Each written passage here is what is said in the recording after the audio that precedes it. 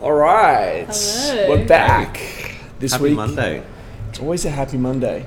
Although I think this vlog is only going to go live on Wednesday. Oh, okay. So we're filming Happy Wednesday too then. in the past and future. Yeah, happy Wednesday. How are you, Maddie? I'm great. How Yeah, are you? always good. Always good to have you here. Maddie's only here a Likewise. couple of days a week, and so it's good when she's in town.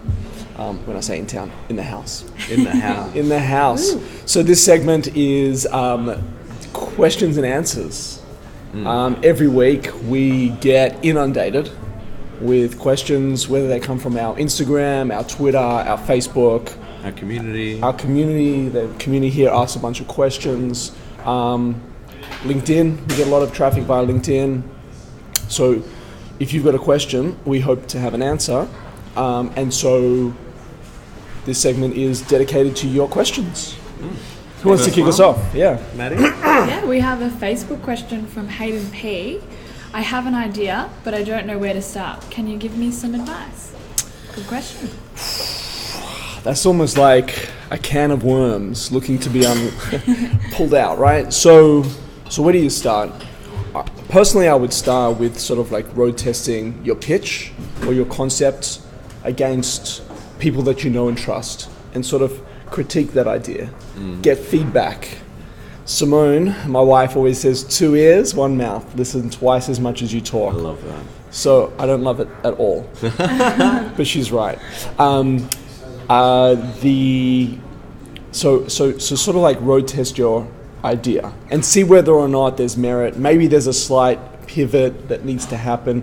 Maybe you're thinking in like a straight line, but obviously it's going to be a bit of a bumpy road. But like maybe the straight line is actually 6 degrees to the right or the left, where actually the opportunity lies. So gaining that feedback and listening to your audience, and in this case, people that you can trust with your idea or concept, that's the first place to start.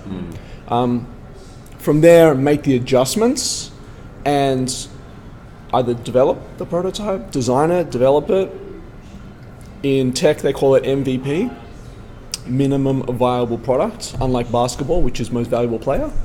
And try and develop your MVP. And then take that to an audience that doesn't know you, doesn't care about you, or maybe not that harsh, but really has no, like, you're just going to get the raw, brutal feedback. Yeah. And see whether or not there's an opportunity. Let me dial that back to a great example. Well, I don't know if it's a great example, but my example and what I can talk to and speak confidently and honestly about was back in the day, the pet loo. And Simone came to me and said, Toast, we just need to patch your backyard. And from there, I had a very clear vision of what needed to be created. I then borrowed a bit of money from a family friend, developed a bunch of prototypes, and took that straight to a lawyer. I pitched to the lawyer. I was like, his name was Ross Clark from Davies Collison Cave. Awesome guy. I said, Ross gave me some very brutal, honest feedback, which had helped me because he was in position to patent and trademark my concept. Yeah. Right? So I said, hey mate, this is my idea, put it on the table. I want to protect everything that this thing does. And so he gave me feedback. From there, I basically took my samples to real pet retailers, Pets Wonderland, Pet Barn, Pet Stock, My Pet Warehouse, so on and so forth, and all these amazing independent retailers spread out through Melbourne initially, and got feedback. Yeah. And I remember driving home from a veterinary clinic in Malvern, and the phone rang, and Sim and I borrowed her mum's car because we both drove Mini Coopers, and the pet loo wouldn't fit in the car with us, so we borrowed her mum's 4-wheel drive and drove to this vet clinic and pitched. And I swear we were no more than 10 minutes on the way back, and we were digesting the feedback. And the vet called and said, I want to order 10. And at the time, it was a $250, $300 wholesale order. So that was like a $2,000 to $3,000 order, and I was like, whoa, okay, now what are we going to do? And so we just cooled our heels. We were very excited. Yeah. We just made $2,000 or $3,000, plus shipping, plus whatever, and then we upsold this and that.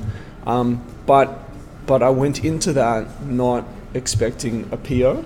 I went into it with a sort of like a road test. Yeah. I wanted to sort of this is the idea. We've built this thing. We built this prototype, and so I was able to garner real feedback from real customers. Yeah. And people that were going to really pay to order this product from us. So that's where, who is it, Hayden? Yes. Hayden. Hayden Panettiere? Very famous Hayden, I don't know. Maybe it's coincidental. So Hayden, that's where I would start. Maybe there's a lesson there, maybe there's not. Maybe there's some more information that you require. But that's where I would start. Nice. Terrific. Yeah? Lots of talking and listening, it sounds like. I would say push it out there and then just shut up Yeah. and listen. In fact, there's a guy Super open. there's a guy in New York who's a really good friend of mine. His name's Mark Stern, and he said, "Toby, I want to give you some advice. Shut the fuck up." That was his only advice, and what he really meant was exactly Simone said in a more eloquent way, which was 2 ears, 1 mouth. Just listen to what the customer is saying. Listen to what their feedback is. And then adapt. And if you are paying attention, there's a vlog that I recently put up called The Pivot a couple days ago, because this is now being shot on Wednesday, even though it's Monday, and I did another vlog today called The Pivot with Harley Ames. Harley is an amazing actor. He's very successful in the acting sphere, but he pivoted from being an actor to now being a blockbuster in terms of a mentor, coach, advisor to some of the biggest companies in the world. Amazing. Using his skill set and his knowledge from when he was a teacher and an actor, and combining those strengths along with some psychology through his partner to develop something. So Harley was going on his way to develop as an actor, and now he's running a business that's 10 or 100 times the size of any acting contract that he could bring in. He's more fulfilled. And that's just a great case of listening to the customer, understanding the market, pivoting when necessary, and then going and executing. Yeah. Terrific. I hope I answered your question, Hayden.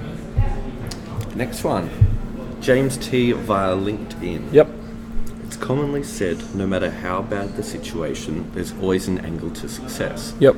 What's your advice on finding that angle? Oh, wow. So two random questions from two random places, and almost the same advice for both questions. And really listen twice as much as you talk and execute. So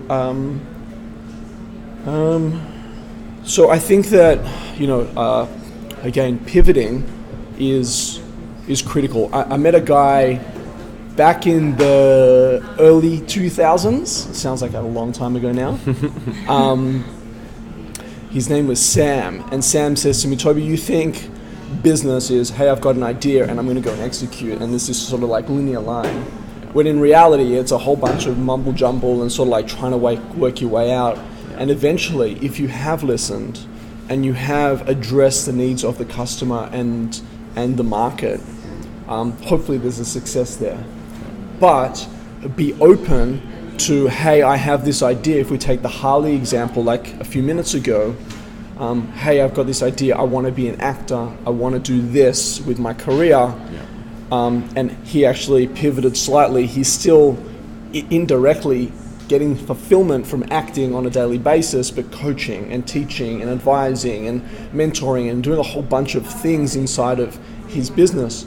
But his business didn't come first. Yeah. He had aspirations of being an actor. And by the way, he still does acting and he still gets fulfillment out of that. But this whole business enterprise that he has sort of came out of left field. And it came out of left field by taking himself out of the picture, being emotionally detached from the business, which in his case was acting, and saying, all right, so what skills have I learned as an actor? What skills do I have as a teacher? Because that was his history as well. And how, and I think he worked when he was in LA to pay the bills. He was selling cars and all of those skills combined, if you kind of put them in a hummingbird blender, see what I did there? If you put it in a blender and sort of mash them all up, where where do things fall out? Where does that, And so I think that those that fail, they're businesses that the market wasn't asking for, and while you're super passionate about it, you're not executing on what the market is. The market, right? I appreciate that you're super passionate about what you're doing, but if no one's buying, it's time to close the shop. Right? And so, but it may not just be all or nothing. It might be, okay, what did we learn from that situation that allows us to slightly turn this way, keep the shop open, but instead of selling smoothies, we start selling, or instead of selling coffees, we start selling smoothies, right? And I'm passionate about serving customers, and you still get that fulfillment, but instead of selling the coffee, you're selling the smoothie, or vice versa, or, whether it's dog collars and cat whatever the physical vehicle is almost irrelevant. Like, we can say honestly that we didn't start Creative Cubes to sell desks and chairs, but the vehicle is desks and chairs. What we started out to do was build a brilliant community, a world-class community with world-class staff and talent and team members. But the idea, or I'm personally, I don't know about you guys, I'm just not passionate about selling a desk and a chair. But I'm passionate about bringing people into the door, exposing them to, this amazing talent in the building, and I'm getting fulfillment from that. But the vehicle is the desk and the chair. And that's almost commoditized today. So I hope that, James, we answered your question. I think you just need to be agile. Don't be willing fixed. to adapt. Yeah, totally. And sort of like almost roll with the punches.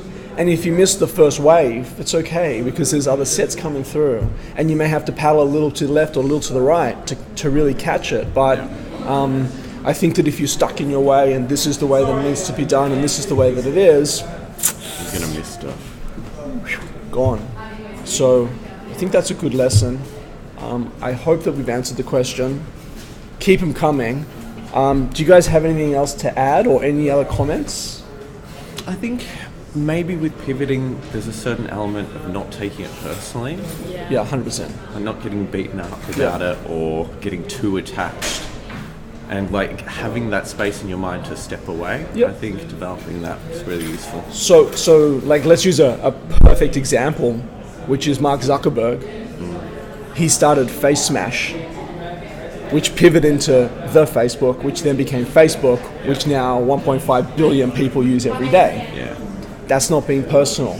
That's being opportunistic. And that's understanding where to disconnect yourself emotionally. And by the way, he's made, billions of dollars more, literally billions of dollars more than what Face Smash could have been. So I agree with you, Lyndon, on that. Maddie? I agree too. I love putting them on the spot. We're live, so they've got to think fast. And if they don't think fast, you're out. You're out. Guys, thank you as always. Thank you. Next Monday, I won't be here. I will be here. I'm flying to Sydney for a conference Monday afternoon, but we can do our Q&A Monday morning. That's it. No, I'm fitting you in, or you're fitting me in? I'm fitting you in. As always. All right, guys. See you tomorrow. Bye. See ya.